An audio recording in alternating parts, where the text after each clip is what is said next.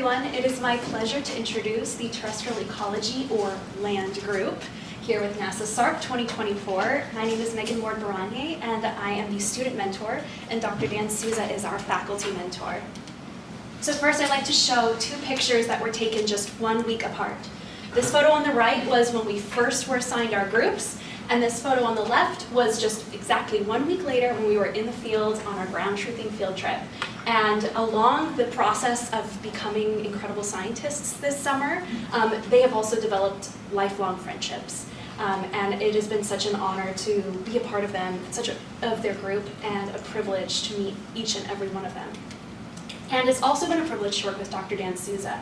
Dr. Dan Souza has been an incredible mentor to me and all of our students. And one thing I really admire is that he made sure that each one of their projects really reflected their passions. And I think you'll all see that today in their presentations. Dr. Dan Souza is a professor at San Diego State University in the Department of Geography. He earned his bachelor's at University of California, Davis, and his master's and PhD from Columbia University.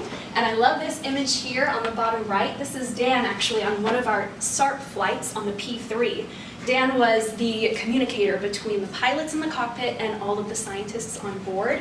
And this was a really special flight because we were actually studying land from the sky with ELVIS. ELVIS is NASA's land, vegetation, and ice sensor. It's an airborne LiDAR that studies surface topography as well as 3D structure. And this is the P3 that the instrument was on board. And here's our group. We were really fortunate because all of us in the land group actually got to be on this flight collecting this data. And we were really grateful, especially that Rob, who's running the instrument on board, was willing to take the time to teach us exactly how the instrument works and what the data looks like in real time as it's collected. Here's Angelina, one of our land group members, right there in the seat Rob was sitting in. It was really special. And I think these photos speak for themselves, just how much fun the students had on these flights. They were learning science and they were smiling the whole time. It was really awesome. And what was really cool, especially about this flight on the P3, is that we flew over a place called Sedgwick Reserve, which is run by the University of California Natural Reserve System. It's located in Santa Barbara County. It's a research facility, education facility, and also a conservation facility as well. And we flew right over it and collected our surface topography and 3D structure data. And we actually got to go in the field and learn how to ground truth that data as well. Here we are doing drone LiDAR at Sedgwick Reserve, and it was just so cool. Everyone had a blast watching the drone and seeing how it works from the controller. It was a lot of fun. And besides ELVIS, in previous SARP campaigns, another instrument has been flown, AVIRIS, the Airborne Visible and Infrared Imaging Spectrometer, which basically measures light reflected from the surface across a wide range of wavelengths, including those that your eyes can't see. And so I want to send a huge shout out to Dr. Dar Roberts and Francisco Ochoa, who taught us how we can ground truth AVIRIS data and measurements as well. And we did that through fractional cover at Sedgwick Reserve, as well as through field spectroscopy. And it was so much fun. Here's Garrett even running the instrument as well. And in addition, we did whole air sampling at Sedgwick Reserve, and that brought a lot of smiles to their faces as well. You can see Emily here. She's taking a sample of the doveweed, and Hannah over there taking a sample of the California sagebrush at Sedgwick. Now, it is my honor to introduce each one of the members of the LAND group. So first I'd like to talk about what an opportunity that students from all across the nation got to come together and form this incredible group. Ben and I are from California, but I've actually never been to any of the states that my other students are from, and they taught me some really cool things. Now I can't wait to go visit. For example, Hannah told me all about the really beautiful lakes in Minnesota, and Emily talked about how in Kentucky the leaves change such beautiful colors in the fall that it can make you shed a tear. So really excited to see that for myself someday. But now I'll go into each one of our students individually. First, Garrett Hoving.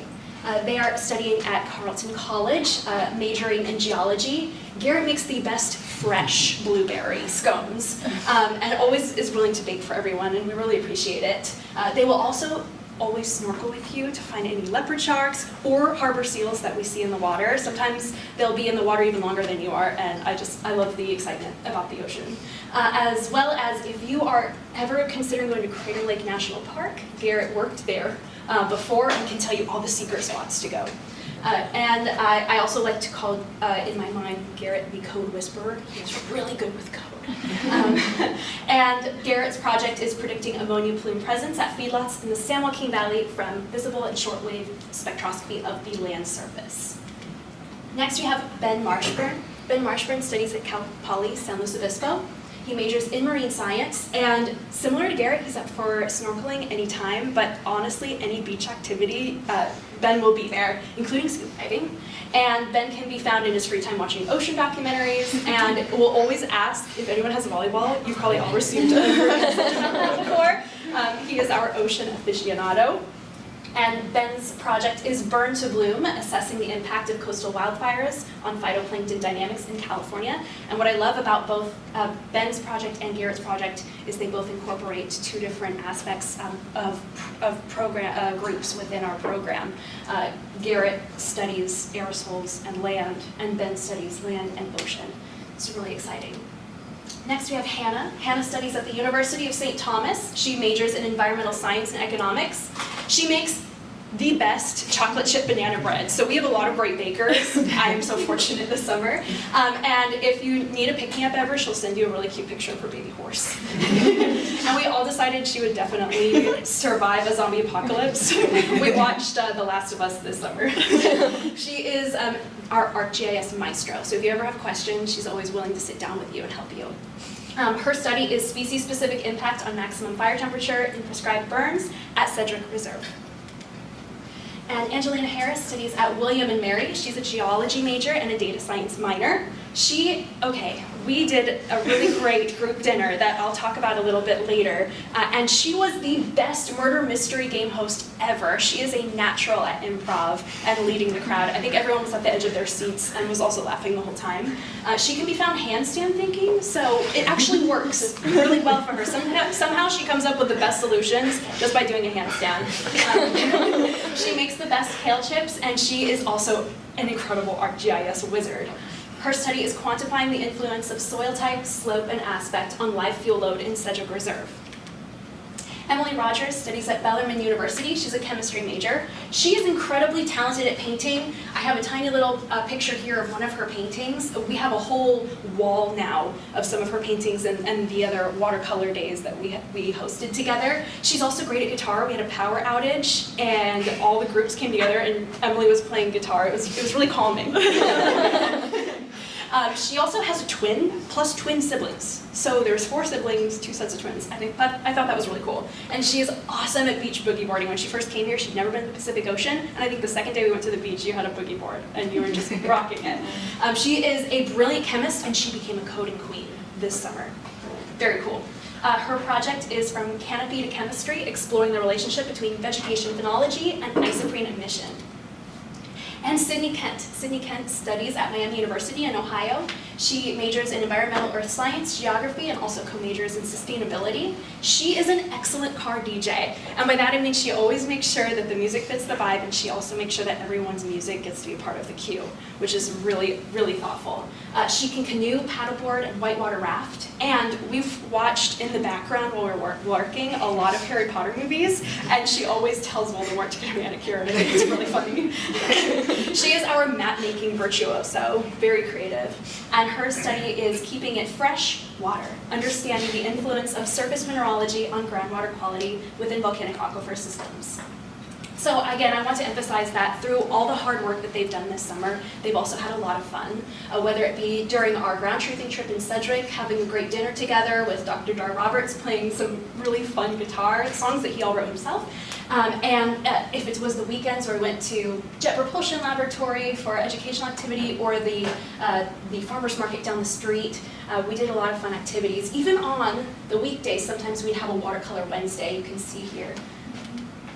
And of course, we took the opportunity to go to the beach. How could we not, especially with Ben in our group? It was a lot of fun. We did go whale watching. We didn't see any whales, but we did see a sunfish, so that was really cool. And of course, we went to Crystal Cove Shake Shack for a pick-me-up. And so I'll talk a bit more about our group dinner because this is a great example of just how creative these students are and how well they work together. They came up with this idea all on their own. They said, we're gonna do a Midwest meal, all right, bringing in their favorite Midwest recipes, but we're gonna surprise everyone with a murder mystery. And it was very successful. I think we played the game for almost 2 hours. And lastly, I'd like to talk about our morning meeting tradition, which was the bird and the word. And so for each of our morning meetings, whenever we would share our updates, we would also share a bird of the day and a word of the day, and they were always silly. And I don't know, I like everyone's sense of humor. So again, this is our Land Group 2024 in Sedgwick Reserve. And I'd like to thank everyone on the slide. Dr. Dan Souza, thank you so much for making this possible. Everyone in the Land Group, this has been a great summer. All of the science mentors, I really couldn't have done it without you. And of course, Dr. Deshaw, Sardana, you really have made these projects what they are today, and I thank you for that. All of you, we've had so much fun together. Stephanie, thank you for being a great leader, Rachel as well. And then, I guess, all of the faculty mentors as well. I'd like to say everyone has gained a lot of knowledge from you being here, and I appreciate the time you've taken to support this program.